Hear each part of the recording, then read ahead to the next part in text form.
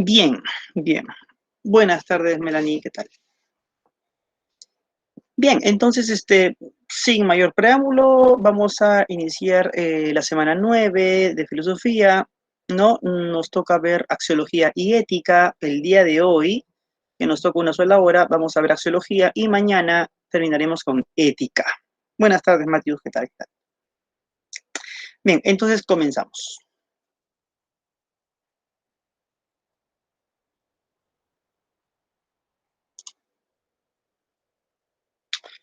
Eh, Vamos a ver los conceptos generales sobre axiología, perdón, y las teorías axiológicas. Como ustedes saben, esto lo vimos en la primera semana de filosofía, la palabra axiología proviene de las voces griegas axios, valor, y logos, teoría. Lo que significa que axiología etimológicamente significa teoría o estudio sobre el valor o los valores. La axiología, pues, es la disciplina filosófica que estudia el valor y la valoración y todos los problemas que tienen que ver con ella. Son distintos los problemas axiológicos, como por ejemplo, ¿no? ¿Qué es el valor? ¿No?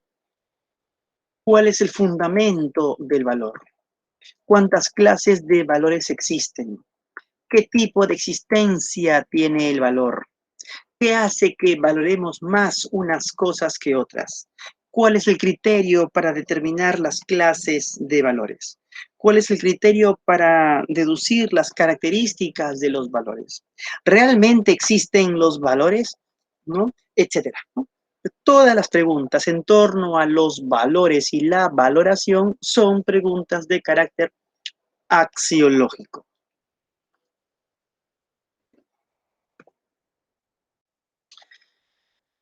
Ustedes saben ya que en filosofía todo es debatible, todo puede ser puesto en evaluación. No obstante, tenemos que asumir ciertos conceptos generales, claro está, para poder continuar, ¿no? en el desarrollo del tema, ¿no? Por lo tanto, vamos a definir lo que es valor, acto valorativo y juicio de valor, determinar las diferencias entre estos conceptos que están relacionados. Repito, no obstante, hay objeciones también a estas propias definiciones. ¿Qué se entiende por valor? Es la cualidad que hace estimable las cosas. Recuerda que cuando decimos estimable, significa que esa estimación puede ser una estimación positiva, lo que significa que el objeto nos agrada, nos gusta, o puede ser una estimación negativa, lo que significa que ese objeto nos desagrada, nos disgusta.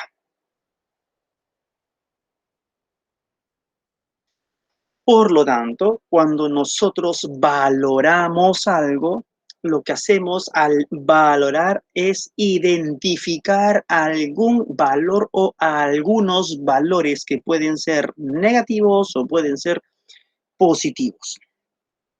Si yo te digo que el cuadro es bello, es porque creo identificar el valor de la belleza, y la belleza vendría a ser un valor positivo. Si te digo que el cuadro es feo, es que creo identificar el valor de la fealdad, ¿no? Y por eso me causa un desagrado. Y es que los valores, como pasaremos a explicar dentro de un momento, pueden ser de agrado o de desagrado, positivo o negativo, de estimación o de rechazo. Yo sé perfectamente que en el colegio nos han enseñado los valores y se ha dado como ejemplo, ¿no? La solidaridad, la honestidad, ¿no? La colaboración, ¿no? La dignidad, la libertad, la educación, entre otros. Valores, sí, es cierto, pero el ámbito de los valores en axiología es un ámbito mucho más amplio, ¿no? Mucho más distendido, ¿no? Si la honestidad es un valor, también lo sería lo deshonesto.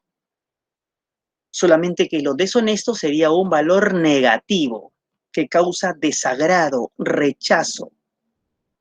Si la verdad es un valor, también lo es la falsedad, solamente que la falsedad causa desagrado, rechazo.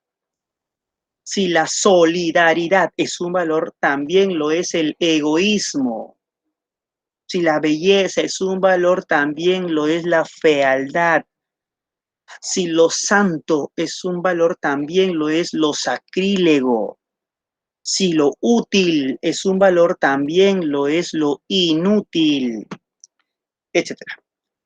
¿No? En el ámbito de los valores no solamente se restringe al ámbito de lo ético o de lo social, sino también entra el ámbito de lo estético, el ámbito de lo religioso, el ámbito de lo vital, el ámbito de lo hedonístico, el ámbito de lo técnico, el ámbito de lo teórico, entre otros. Usualmente en el colegio nos enseñan valores sociales, ¿no? A solidaridad, ¿no? El orden, ¿no? ¿no? La justicia, y está muy bien, ¿no? Pero en axiología, el ámbito de los valores es mucho más amplio, ¿ok? Quiero que quede claro esta aclaración. Quiero que quede claro esto que les digo. Una cosa es el valor y otra cosa es el acto valorativo. El acto valorativo o también denominado valoración, ¿no? La valoración o el acto valorativo es la estimación que se tiene sobre alguna cosa, ¿no? Si ese cuadro me agrada, entonces estoy valorando, estoy manifestando una acción o acto valorativo. La acción o acto valorativo es consecuencia de la identificación de algún valor. Por ejemplo, si el cuadro me agrada es porque creo que el cuadro es bello, ¿no? Si el cuadro lo venden barato, entonces me agrada porque es barato, porque lo barato también sería un valor, etcétera, ¿no? Si voy a un restaurante y pido un plato de comida, estoy manifestando una valoración, estimación por ese plato de comida, porque de repente es delicioso, porque he captado la deliciosidad como valor que se encontraría en ese plato de comida, etcétera, ¿no? Y además hablamos de los juicios de valor. Un juicio es un enunciado, una expresión verbal, puede ser sonora o escrita, que manifiesta una valoración. Por eso los juicios de valor, en tanto manifiestan una estimación, son juicios parcializados, son juicios subjetivos. Si yo digo que el cuadro es bello, estoy emitiendo ya un juicio de valor y por ende un acto valorativo, por supuesto,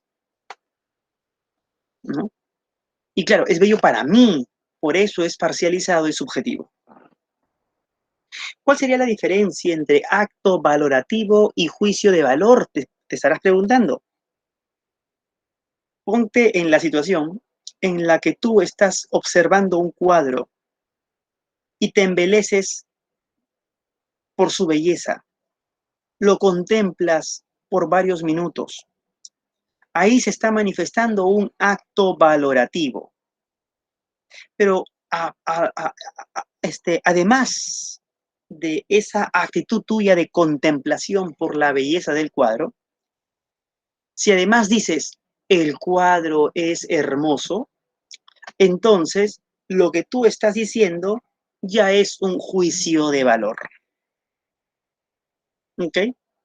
En ese sentido, cada vez que hay un acto valorativo, no necesariamente tiene que haber un juicio de valor. Porque puedes tú embelezarte por la belleza de algo y no decir nada. Pero cada vez que hay un juicio de valor, sí hay pues un juicio valorativo, ¿no? Porque los juicios de valor son la consecuencia directa de las valoraciones, ¿ok? Y el acto valorativo aparece justamente porque identificamos un valor. Un valor que puede ser, ya lo dije, positivo o negativo.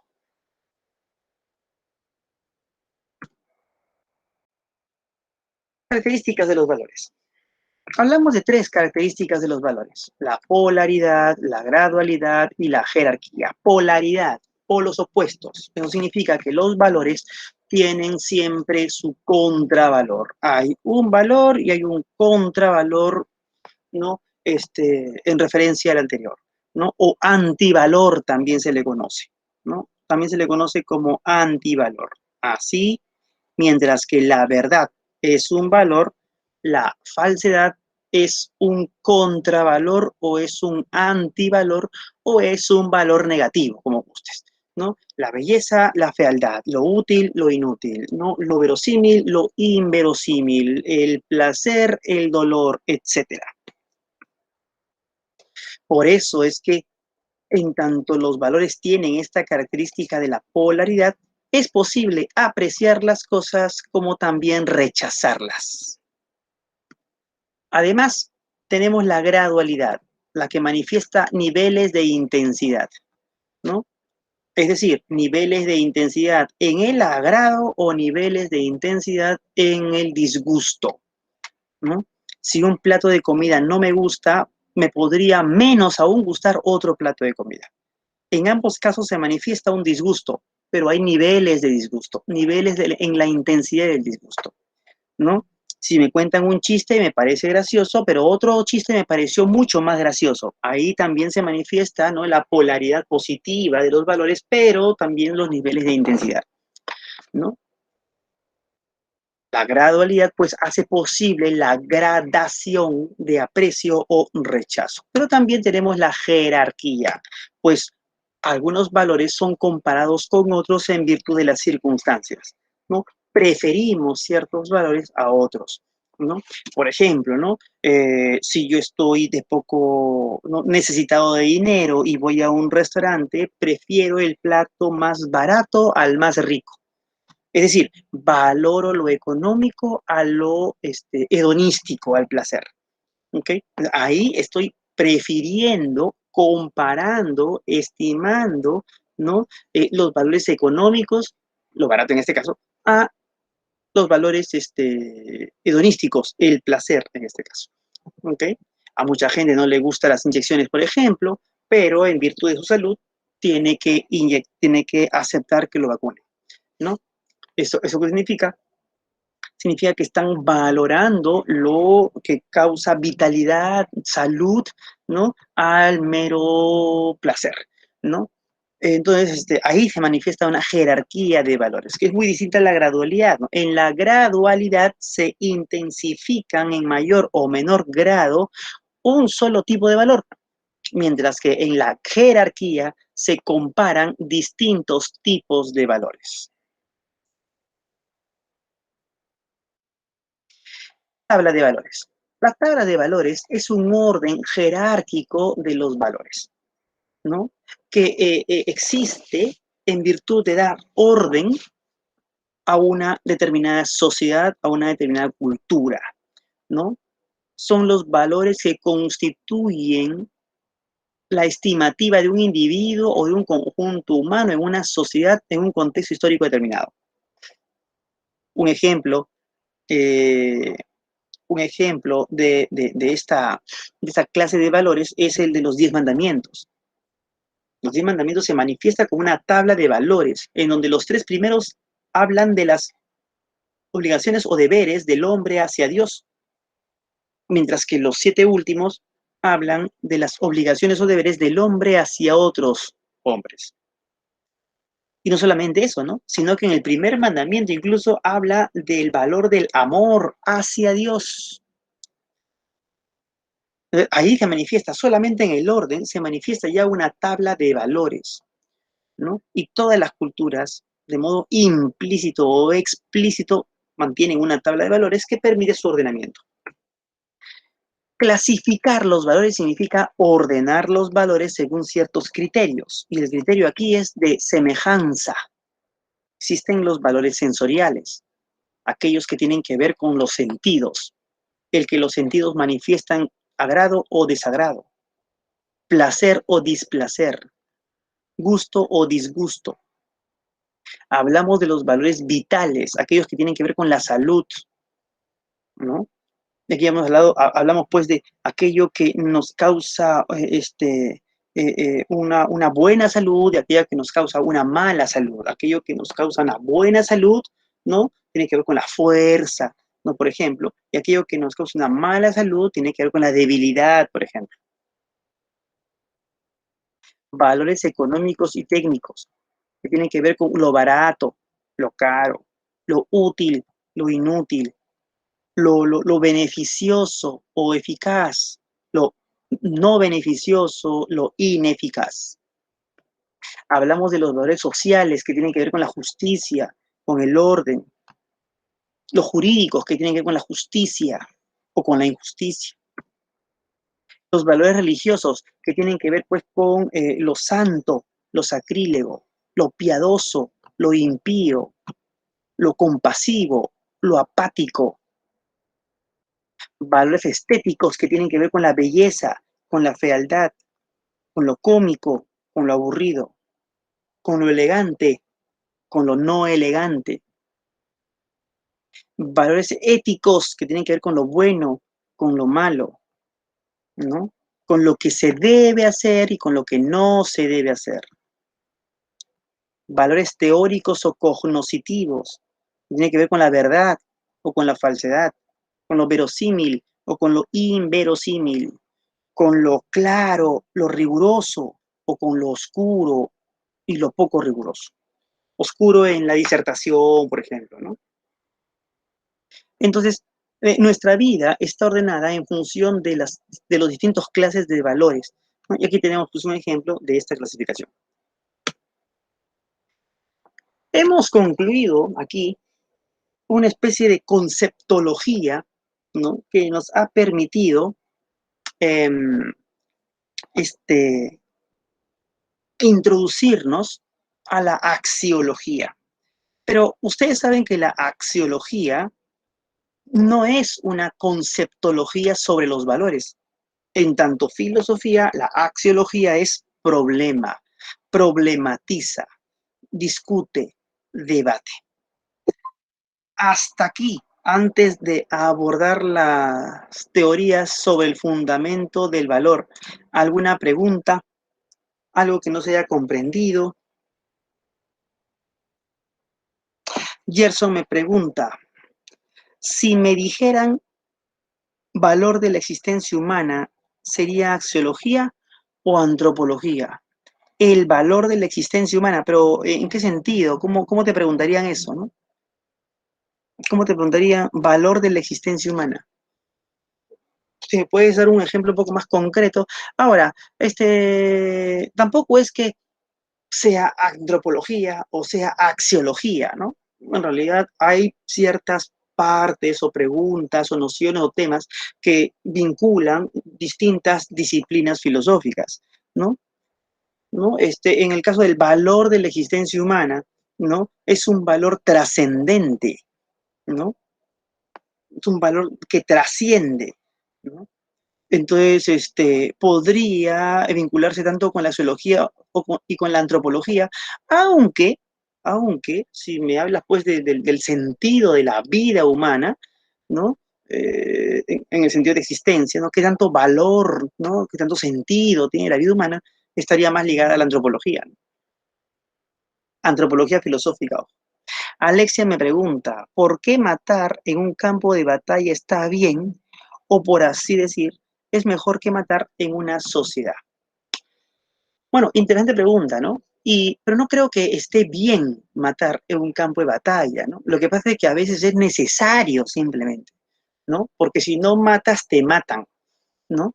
No es que esté bien, no es que hayas actuado pues moralmente bien al haber matado al enemigo, sino que es una cuestión de supervivencia, ¿no?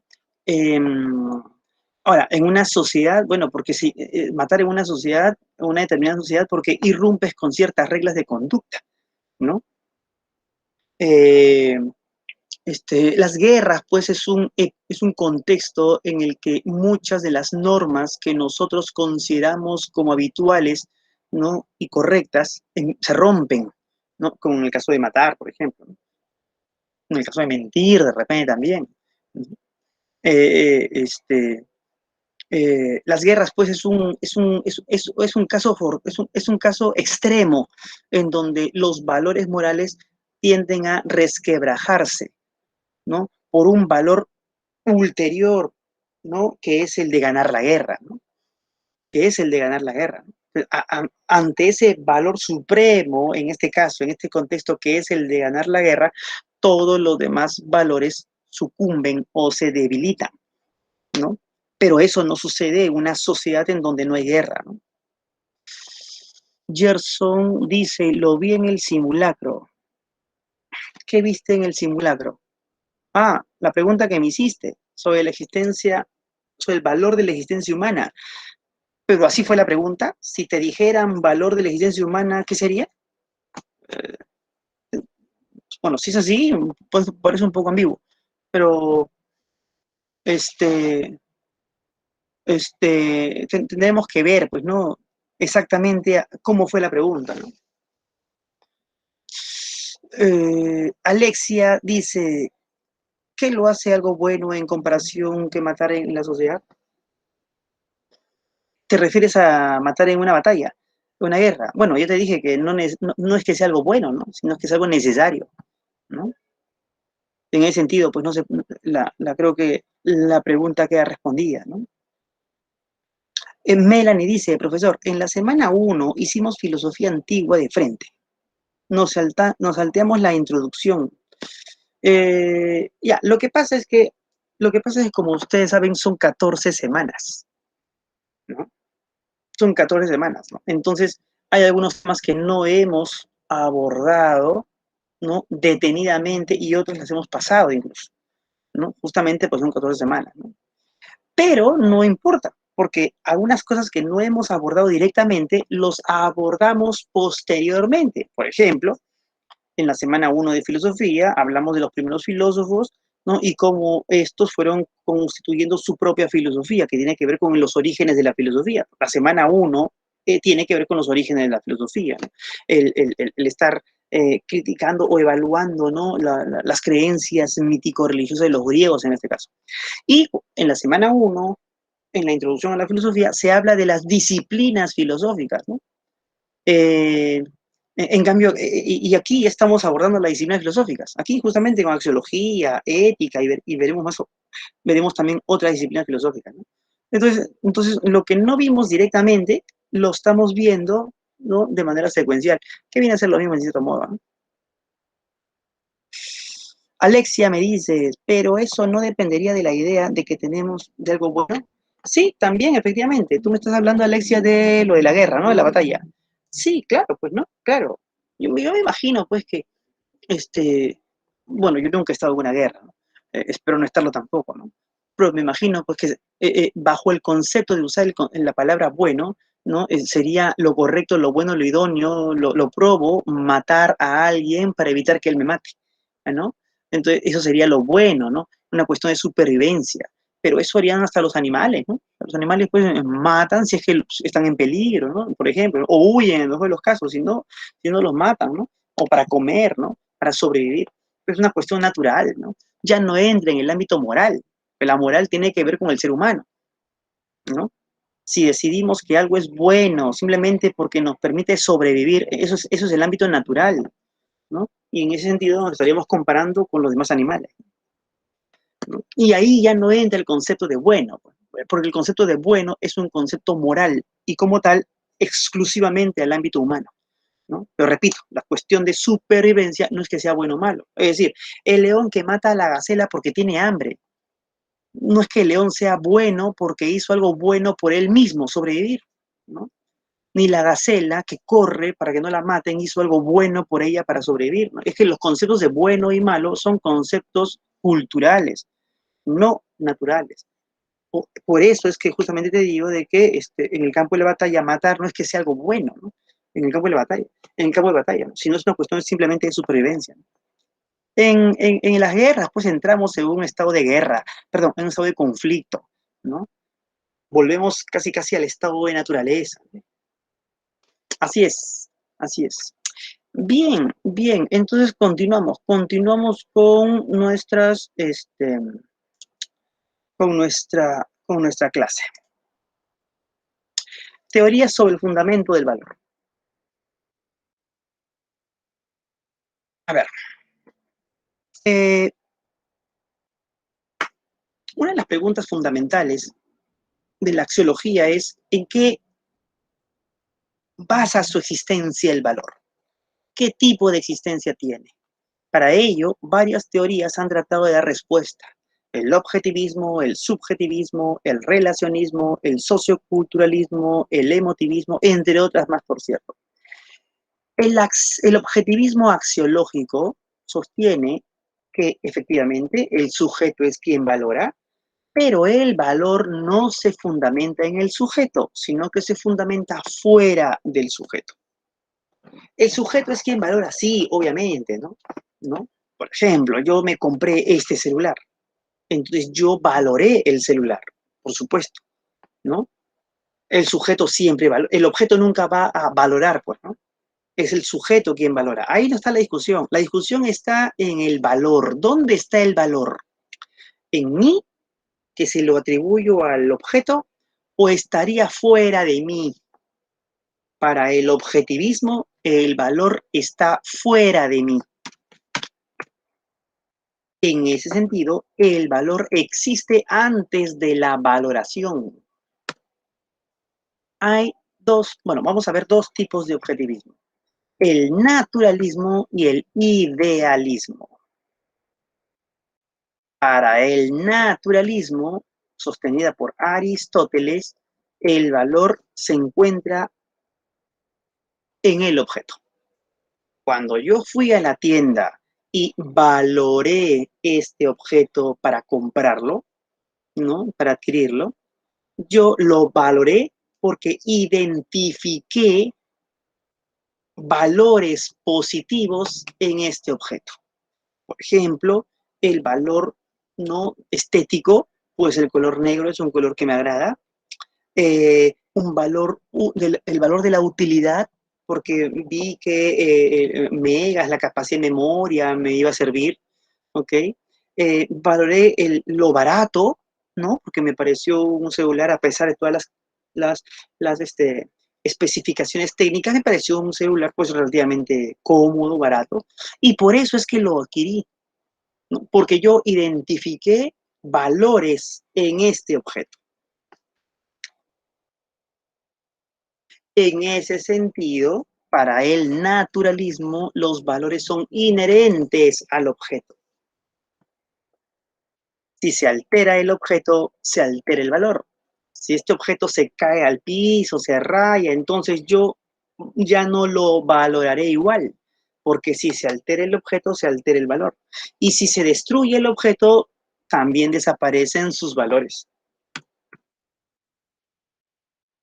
Para el naturalismo, entonces, el sujeto reconoce los valores en las cosas y por eso valora las cosas. Pero el idealismo objetivo tiene una visión distinta, desarrollado por Scheler, Hartmann, Platón. Para esta tendencia, los valores existen fuera de las cosas, ¿no? No están en las cosas mismas, sino fuera, en una especie de mundo de ideas o mundo de valores, porque los valores son esencias, ¿no? La esencia de lo útil, yo lo percibo, ¿no? La esencia de lo útil que yo lo intuyo con la razón, creo percibirlo en un objeto como este, y por eso pienso que el objeto me será útil. Pero no que la utilidad esté en el objeto, sino me será útil. La utilidad será una esencia. Lo bello, no es que la belleza esté en el objeto, sino que lo bello lo intuyo yo y lo comprendo también en este objeto, ¿no? O lo barato, lo mismo, ¿no? No, no es que lo barato esté en este objeto, ¿no? Lo mismo, ¿no? Sino que por el precio que le asignaron, yo intuí la esencia de lo barato en este objeto y por eso lo aprecio. Por eso es que los valores son independientes a los objetos, porque si este objeto no hubiera existido o yo nunca lo hubiera visto, en realidad yo hubiese seguido prefiriendo lo barato, lo bello, lo útil, porque estos valores no dependen del objeto, ¿no? Se encontraría en una especie de mundo de valores que mi intuición capta. Por eso, si el objeto varía, no varía los valores. Son captados por la intuición. Vemos ahora el subjetivismo axiológico. El subjetivismo, como su mismo nombre lo indica, sostiene que el valor se funda en el sujeto, pero también el sujeto valora, lo que significa que, en cierto modo, valor y valoración son coexistentes, ¿no? Aquí tenemos una gran diferencia con el objetivismo axiológico. Para el subjetivismo, el sujeto valora, es cierto, pero valora porque él posee los valores. En ese sentido, ¿no? Los valores no están ni fuera de las cosas ni en las cosas, sino en el sujeto. Y si yo digo que esto es barato, es porque yo lo considero barato. Si digo que esto es bello, es porque yo lo considero bello. Si yo digo que esto es útil, es porque yo lo considero útil. Hay, no obstante, algunos tipos de subjetivismos. Vamos a ver dos: el hedonismo y el utilitarismo. Hedonismo. Recuerden siempre que hedonismo, ¿no?, proviene de la voz griega hedoné, que significa placer. El hedonismo sostiene que el valor se funda en el placer. ¿En el placer de quién? Del sujeto, pues. Justamente por eso el hedonismo es un subjetivismo, ¿no? Es el sujeto que siente placer sobre las cosas y por eso las valora. Existen varias escuelas hedonísticas, de las que tan solo veremos dos: la escuela cirenaica y la escuela epicúrea. Ambas son escuelas de la antigüedad. Los cirenaicos, escuela que fue fundada por Aristipo de Cirene, Aristipo de la ciudad de Cirene. Aristipo fue un discípulo de Sócrates. Este autor sostenía que el placer es el principio para la vida feliz. Por eso, cuando nosotros valoramos las cosas, las valoramos para ser felices. ¿Pero qué consiste esa valoración? En el placer que estas cosas nos deparan.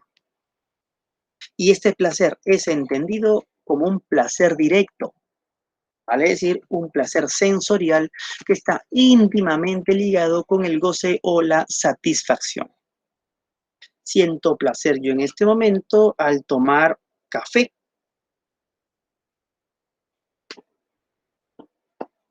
Y por eso yo he valorado tomar café y no simplemente agua en este momento en que estoy dictando esta clase, por un placer sensorial, directo. Esta forma de valorar algo es propio de una explicación cirenaica. Pero los epicúreos, quienes fueron fundados por Epicuro de la ciudad de Samos, tuvieron un concepto distinto de placer. No es el goce, no es una definición positiva, sino es una definición negativa, no en sentido de rechazo, sino el placer es entendido como ausencia de dolor, ausencia de perturbación. Ahí donde no hay dolor, hay tranquilidad y por ende placer. Es por lo tanto un placer indirecto. Valoramos las cosas en función de placeres espirituales o intelectuales, en virtud de que no nos causen disgusto ni nos perturben, ¿no? No se busca el goce, se busca la tranquilidad. Ausencia de perturbación está íntimamente ligado con el concepto de tranquilidad, que en griego se dice incluso ataraxia, ¿no? Ataraxia.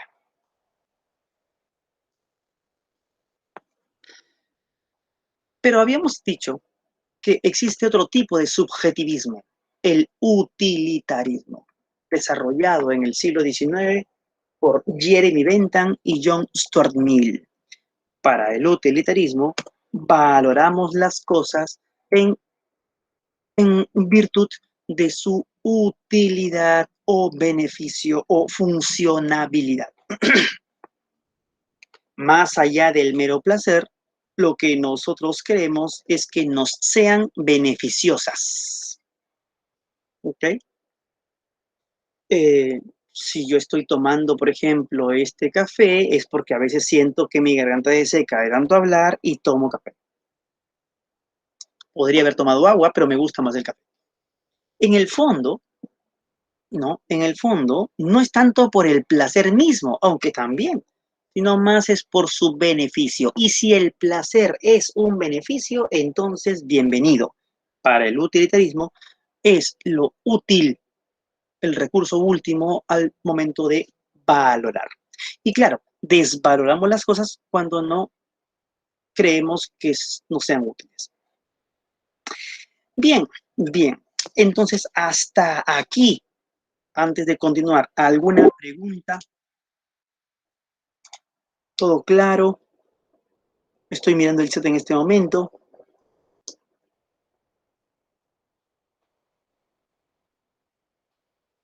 ¿Todo claro? ¿Están ahí? ¿Sí?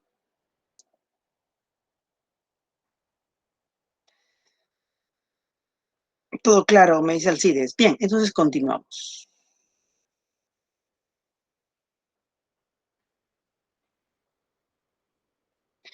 Alexia me pregunta, si una persona en estado etílico sería amoral. Tu pregunta es interesante, Alexia. El problema es que no forma parte del tema de hoy. Tu pregunta encaja dentro de la disciplina de la ética y hoy estamos haciendo axiología. No obstante, te podría responder, ¿no? Tal y como me la estás preguntando, ¿no? Sin ir a los mayores detalles que podrían cambiar la respuesta, que una persona en estado etílico, sí, pues, sería una persona amoral, ¿no? Así es. Así como me lo estás colocando, ¿eh? Los detalles podrían variar la respuesta. Pero claro, no nos detendríamos en los detalles, pues cada acción es única y cada persona también lo es. Bien, vamos a ver ahora las teorías axiológicas alternativas. Alternativas al subjetivismo y al objetivismo. Tenemos el relacionismo axiológico, desarrollado por Riccieri Frondizi. Para Riccieri Frondizi, el valor solo existe con la valoración. Si no hay valoración, no hay valor.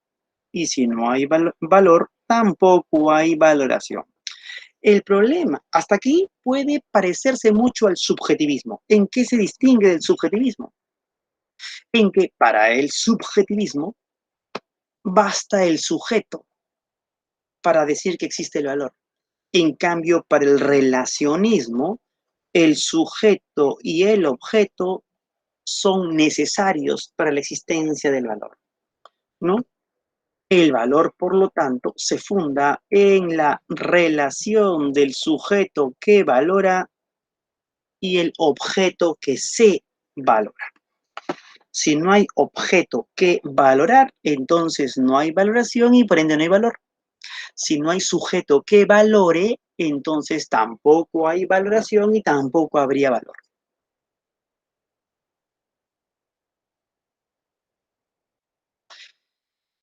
La otra teoría axiológica que vamos a explicar es el socioculturalismo axiológico.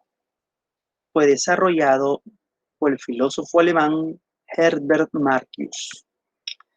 Para este autor, ¿no? Efectivamente, ¿no? Para la existencia del valor es necesario que haya un sujeto y un objeto. El problema es que esto solo no explica la existencia del valor y la comprensión del valor, porque comprender que un valor exista implica su comprensión, ¿no? Los valores, la relación sujeto-objeto se da siempre en un ámbito cultural, en un ámbito espacio cultural, ¿no? En un tiempo, un espacio, es la cultura la que determina los valores. No hay valores sin marco contextual, ¿no? Por lo tanto, el valor se manifiesta o se funda, perdón, en la cultura. ¿Qué entendemos por bello? Entendemos por bello lo que la cultura nos ha enseñado por bello. ¿Qué entendemos por útil? ¿Qué entendemos por verdad? Aquello que la cultura nos ha enseñado que es útil y que es verdad. Y así podemos seguir. ¿Qué entendemos por santo? Lo mismo. Te doy un ejemplo rápido. Un cuy, en nuestra idiosincrasia criolla, andina, sudamericana, peruana, un cuy puede ser valorado como delicioso o como que no es delicioso. Porque hay gente que les gusta el cuy, platos de cuy, y hay gente que no les gusta el cuy.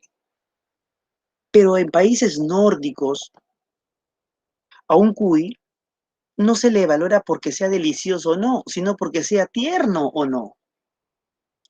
Porque en estos países los cuyes son como mascotas, son como gatos, como perritos, que están ahí dando vueltas por la casa.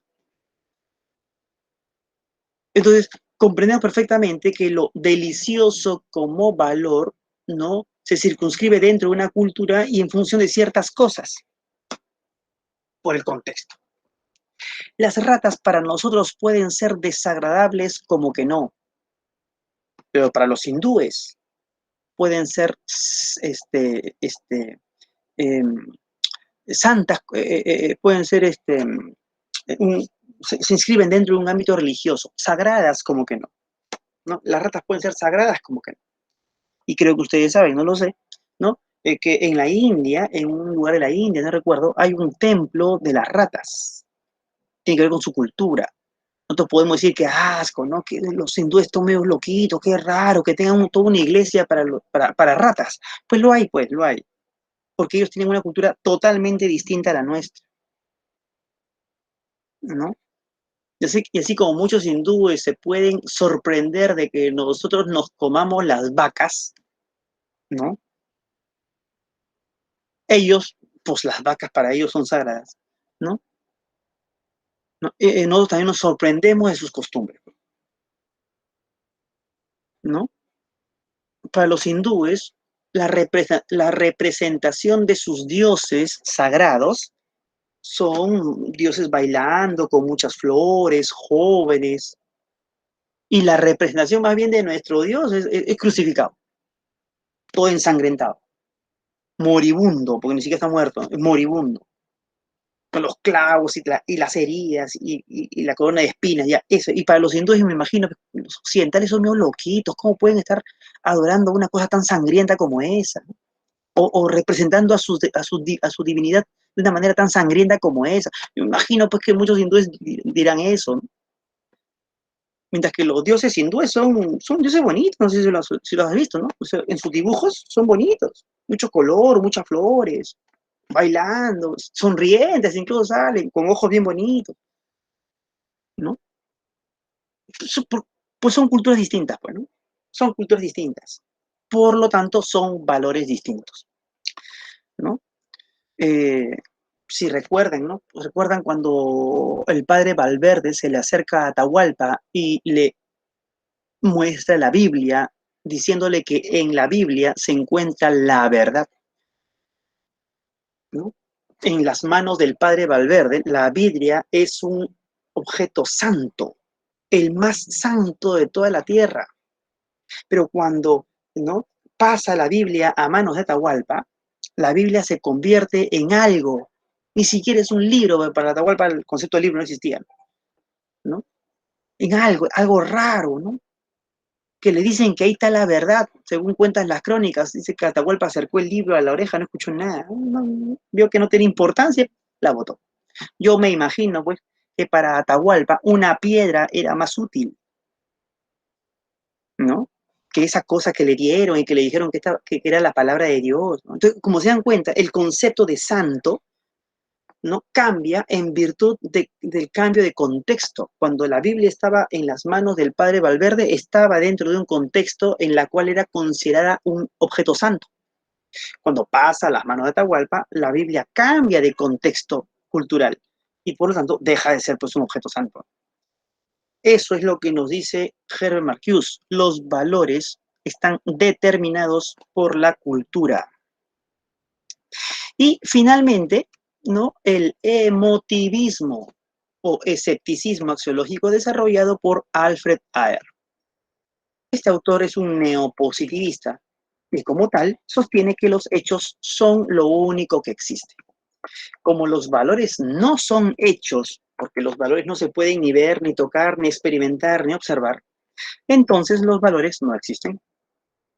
Así de simple. Los valores no existen, pero sí existe la valoración. Eso es innegable, ¿no? Si yo estoy mirando un cuadro, embelezándome por la belleza de ese cuadro, estoy manifestando una valoración. Aunque la belleza en sí misma no exista, yo considero que el cuadro es bello en función de una emoción, porque la valoración tiene que ver con una emoción positiva de agrado hacia el objeto. Y toda valoración es una conducta, ¿no? Y toda conducta puede ser observable.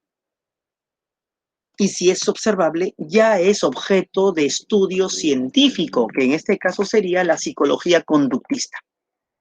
Por lo tanto, si decimos que la axiología estudia el valor y la valoración, y si decimos que los valores no existen y que la valoración es una manifestación emotiva y toda emoción es una conducta y por lo tanto, al ser conducta, lo estudia la psicología conductista, entonces, ¿qué le queda a la axiología? No le queda ningún objeto de estudio y termina siendo una disciplina sin razón de ser. Pero el emotivismo es una axiología. Es una axiología que nos dice que la axiología no tiene razón de ser. Es pues un caso paradigmático, ¿no?, en el que la filosofía se ataca a sí misma, cosa que creo estamos ya acostumbrados en este tipo de disciplina radical, problemática, como es la filosofía en sí misma. Bien, aquí nos quedamos, aquí terminamos con esta parte del tema que nos toca abordar, axiología, y mañana veremos ética.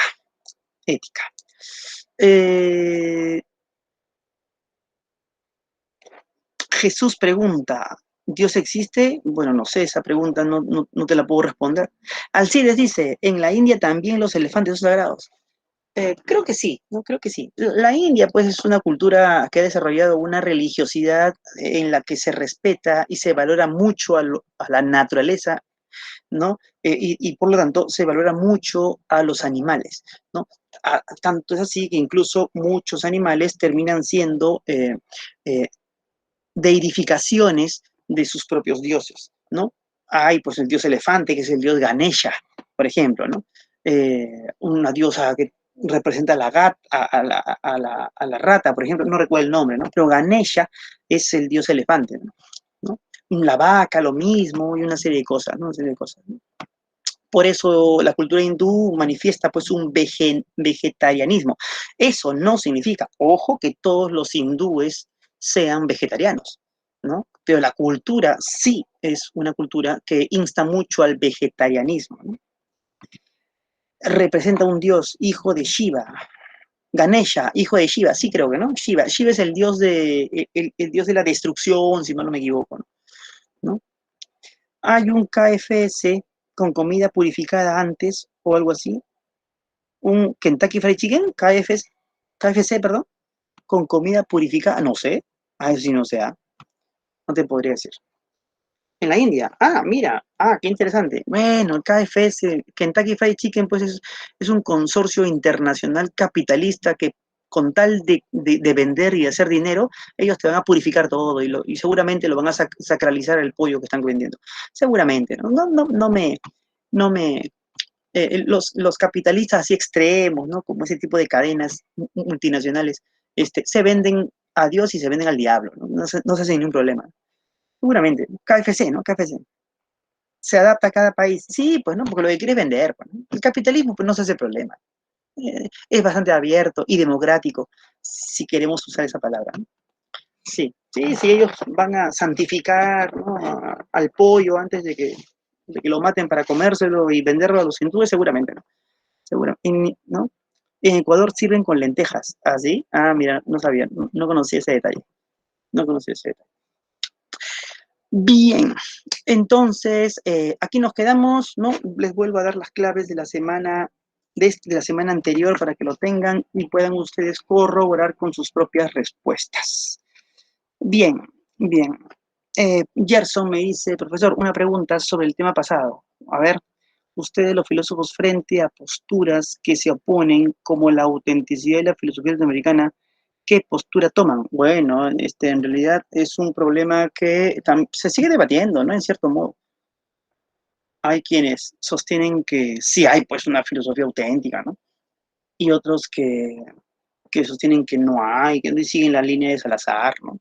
Mucho tiene que ver también con el ego, ¿no? Con el ego, ¿no? O sea, no quieren aceptar algunos, ¿no? Que la filosofía que se ha desarrollado pues ha sido una filosofía alienada, ¿no? No es un tema en el que yo me he metido mucho, ¿no? En realidad lo he estudiado, lo he leído, no es un tema que me ha llamado mucho la atención. Así es. El racismo también. ¿Qué tiene el racismo, Alexia? No entiendo.